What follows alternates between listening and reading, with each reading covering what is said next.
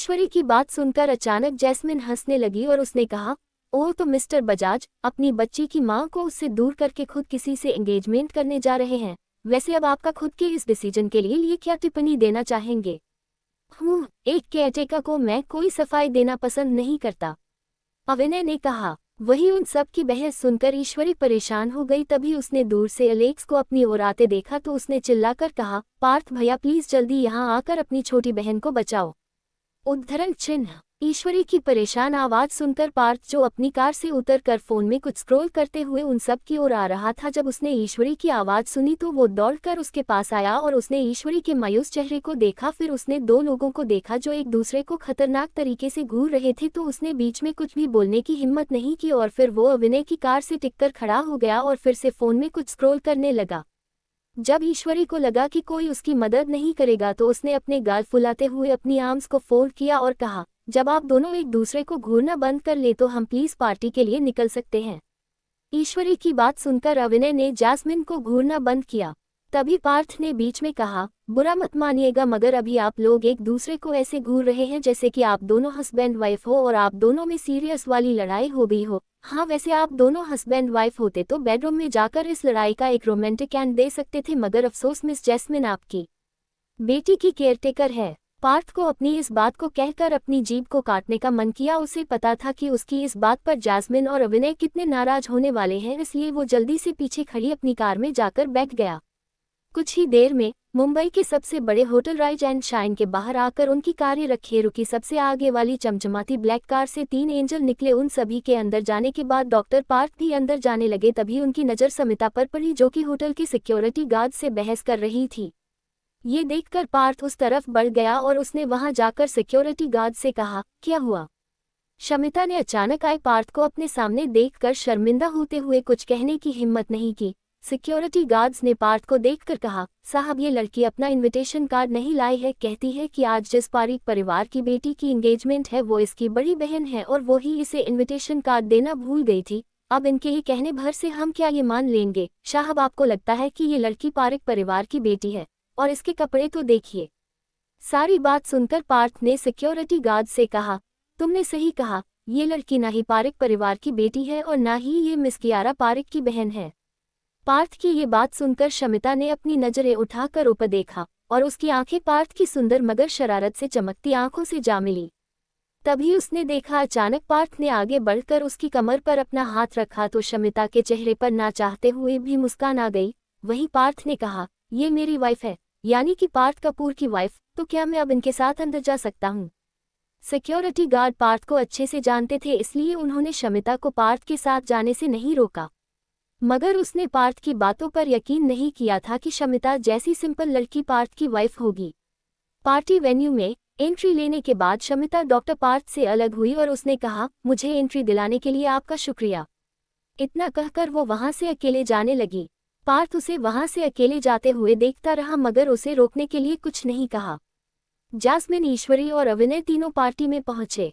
Jasmine ने ईश्वरी को अपनी गोद में लिया हुआ था, वही अविनय को लोग घेर कर खड़े थे। मौका देखकर जैस्मिन ने ईश्वरी से पूछा, ईशु आपके डैड दोबारा शादी करने जा रहे हैं, क्या आप अपने डैड के इस डिसीजन से खुश हो? ईश्वरी ने कहा, प्यारी दीदी डैड ये शादी मेरे लिए कर रहे हैं मगर मुझे कियारा आंटी बिल्कुल पसंद नहीं है। ये सुनकर जैस्मिन कंफ्यूज हो गई और उसने कहा, ऐसा क्यों? जब तुम्हारे डैड को पता है कि तुम तुम्हारी उनकी नई वाइफ को एक्सेप्ट नहीं करना चाहती तो फिर वो सिर्फ अपने बिजनेस के लिए शादी कर रहे हैं। ईश्वरी ने एक आह भरते हुए कहा, प्यारी दीदी क्या आपको डैड में इंटरेस्ट है? ये सुनकर जैस्मिन ने कहा, नहीं। ईश्वरी मुस्कुरा कर बोली, तो आप डैड की शादी के बारे में इतना क्यों पूछ रही हैं? वैसे आप इतना जानना चाहती हैं, आपको मैं बता देती हूँ कि डैड ये एंगेजमेंट सिर्फ मेरे ग्रैंडफादर की वजह से कर रहे हैं। मेरे ग्रैंडफादर को मैं पसंद नहीं हूँ क्योंकि मैं एक गर्ल हूँ। ईश्वरी की बात सुनकर जैस्मिन को बुरा लगा। उसे पता था कि ईश्वरी के ग्रैंडफादर पिछड़ी सोच वाले लोगों में शामिल है जिन्हें आज भी लड़कियां कमजोर ही लगती हैं, जो पुरुषों का मुकाबला नहीं कर सकती।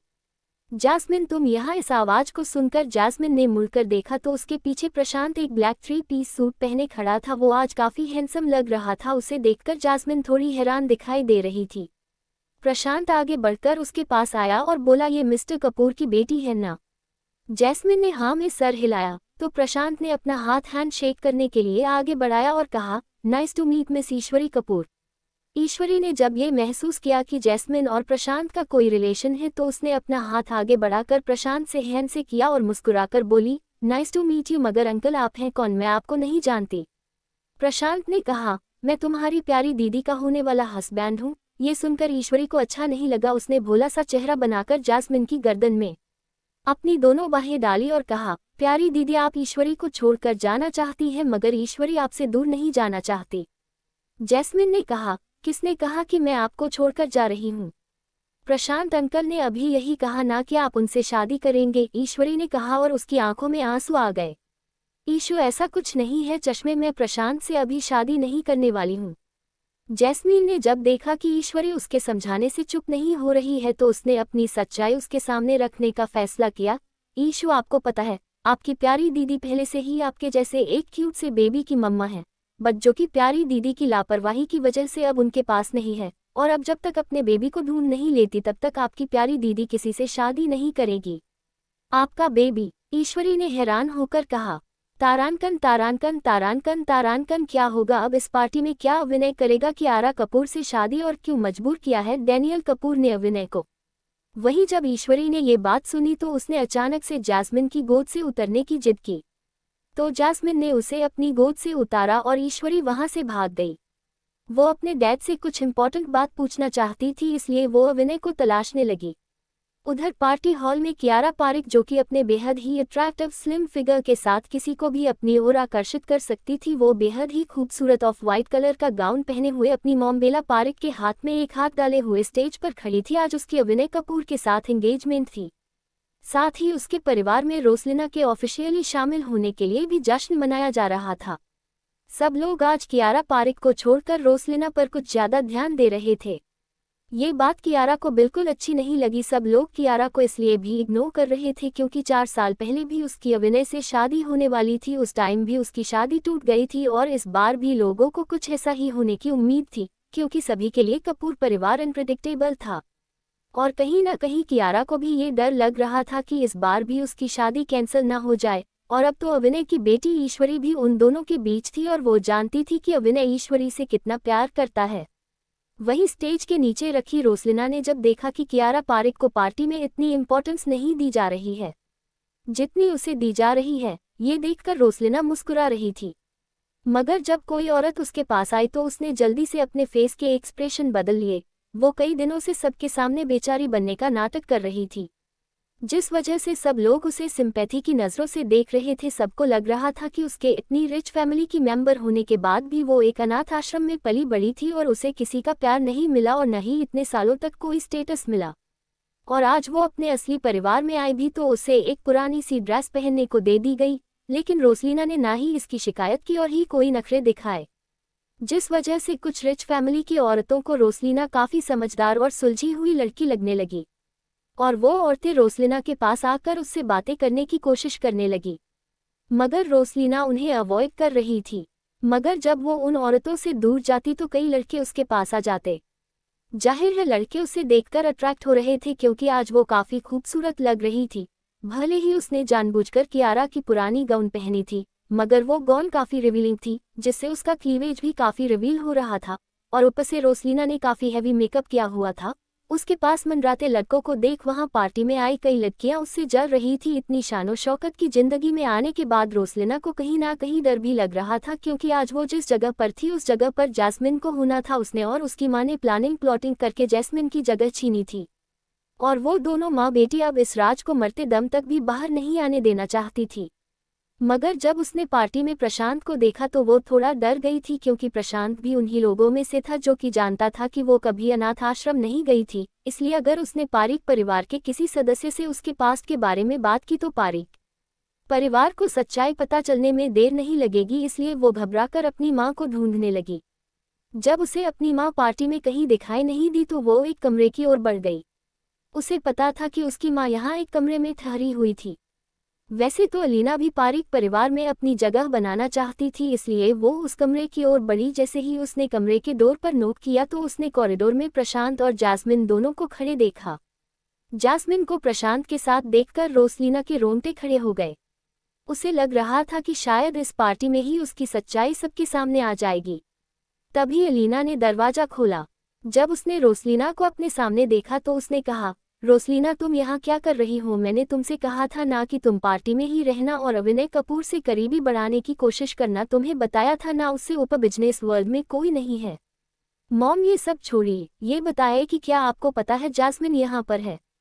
रोसलीना ने पूछा। रोसलीना की बात सुनकर अलीना से मुंह से वाइन लगभग बाहर निकल गई। उसने हैरान होकर पूछा, ये तुम क्या कर रही हो? रोसलीना ने अपनी मॉम का हाथ पकड़ा और उन्हें रूम से बाहर ले जाते हुए कहा, खुद देखिए जैस्मिन क्या यहाँ पर तो प्रशांत भी उसके साथ है। मोम। अलीना ने उन दोनों को देखकर कहा, न जाने ये दोनों हर जगह आ जाते हैं, इनका कुछ करना ही पड़ेगा। मोम मैंने तो बहुत पहले ही कहा था, इस जैस्मिन ने जब प्रॉपर्टी को हमारे नाम किया था तभी हमें इसे मार देना चाहिए था, तो यह आज हमारे रास्ते में तो नहीं आती। रोसलीना ने कहा। उसकी बात सुनकर अलीना गुस्से में बोली, पागल मत बनो, आज उसी जैस्मिन की वजह से तुम पारिक परिवार में हो। मोम ये सब छोड़िए प्लीज, कोई ऑप्शन ढूंढिए, मैं क्या करूं इस जैस्मिन का? रोसलीना ने कहा। अलीना ने उसकी बात सुनकर बोली, तुम पार्टी में जाओ और मैंने जो काम तुम्हें दिया है वह करो। मैं जैस्मिन को पार्टी में जाने से रोकती हूँ और पूछती हूँ कि आखिर वो यहाँ क्यों आए हैं। रोसलीना अपनी माँ की बात सुनकर पार्टी में चली गई तो अलीना जैस्मिन की ओर बढ़ी। वहीं जब ईश्वरी जैस्मिन की गोद से उतरकर भाग गई थी तो मौका देखकर प्रशांत ने पूछा, जैस्मिन तुम यहाँ क्या कर रही हो? मैंने जब तुमसे पूछा था तो तुमने कहा था कि तुम्हारी तबीयत खराब है, क्या तुमने मुझसे झूठ बोला था? जैस्मिन ने ना में सिर हिलाया और फिर कहा, प्रशांत ऐसा नहीं है, मैं यहाँ ईश्वरी के लिए आई हूँ, मुझे नहीं पता था कि मिस्टर कपूर भी इसी पार्टी में आने वाले हैं। प्रशांत ने थोड़ा चिढ़ते हुए कहा, ठीक है अब उस सन के आदमी का नाम मत लो। ये कहकर प्रशांत ने जैस्मिन के माथे पर हाथ रखा और बोला, क्या तुम्हारी तबीयत ठीक है? जैस्मिन ने कहा, हाँ मैं ठीक हूँ। जैस्मिन जब से तुम स्मिथ हाउस से गई हो तब से अपनी माँ से दोबारा मिलने नहीं आई, क्या तुम अपनी माँ और बहन को भूल गई हो? अलीना ने कहा। अलीना की आवाज़ सुनकर जैस्मिन मुड़ी। अलीना को वहां देखना जैस्मिन के लिए कोई हैरानी की बात नहीं थी, क्योंकि अब से जब रोसलीना पारिक परिवार से संबंधित है तो हर बड़ी पार्टी में रोसलीना और उसकी मां का आना जाना रहा करेगा। ये बात जैस्मिन ने पहले ही सोच ली थी। अलीना ने जब जैस्मिन से कोई जवाब नहीं सुना तो उसने कहा, जैस्मिन क्या तुम अपनी मां से नाराज हो? जैस्मिन ने ना में सिर हिलाया तो अलीना ने आगे कहा, जैस्मिन बेटा मुझे तुमसे अकेले में तुम्हारे पापा के बारे में कुछ बात करनी है, मुझे उनके बारे में कुछ पता चला है। अपने डैड के बारे में सुनकर जैस्मिन क्यूरियस हो गई। तभी प्रशांत ने उसका हाथ पकड़ लिया और उसे आंखों ही आंखों में इशारा किया कि वह अलीना की बातों में ना आए, मगर जैस्मिन ने फिर भी अलीना की बात पर विश्वास किया। अलीना ने कहा, जैस्मिन आओ कमरे में चलकर बात करते हैं। इतना कहकर अलीना आगे बढ़ी। प्रशांत ने पीछे से कहा, जैस्मिन तुम इनकी बात क्यों मान रही हो? प्रशांत मोम जो कह रही है उसे सुनने में क्या प्रॉब्लम है, और मैं भी तो डैड से मिलना चाहती हूँ। ये कहकर जैस्मिन अलीना के रूम में आ गई तो प्रशांत भी उस रूम में चला आया। अलीना ने उनसे कुछ कहने से पहले ही खांसना शुरू कर दिया ताकि जैस्मिन उससे कुछ पूछ ही ना पाए। जैस्मिन ने अलीना को खांसते देखा तो उसने बेड के पास जाकर उनके लिए एक गिलास में पानी भरने लगी। वहीं प्रशांत अपने फोन में नजरें गड़ाए हुए था। मौका देखकर अलीना जल्दी से कमरे से निकल गई और उन्होंने रूम के डोर को लॉक कर दिया। डोर के लॉक होने से जैस्मिन और प्रशांत दोनों ही चौंक गए। प्रशांत ने दरवाजे के पास जाकर कहा, देखा मैंने कहा था ना तुम्हें अलीना स्मिथ की बातों में नहीं आना था, आखिर हर बार तुम बेवकूफ़ क्यों बन जाती हो? जैस्मिन दरवाजे के पास आए और उसे खोलने की कोशिश करने लगी।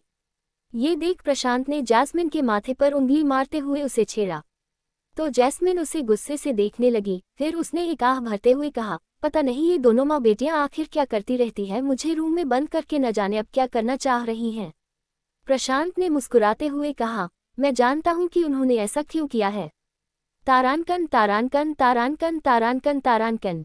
तो क्या जानता है प्रशांत अलीना और रोजलीना के प्लान के बारे में, और कब तक अलीना जैस्मिन की सच्चाई पारिक परिवार से छुपाती रहेगी, और क्या ईश्वरी अभिनय से जैस्मिन की सच्चाई जान पाएगी?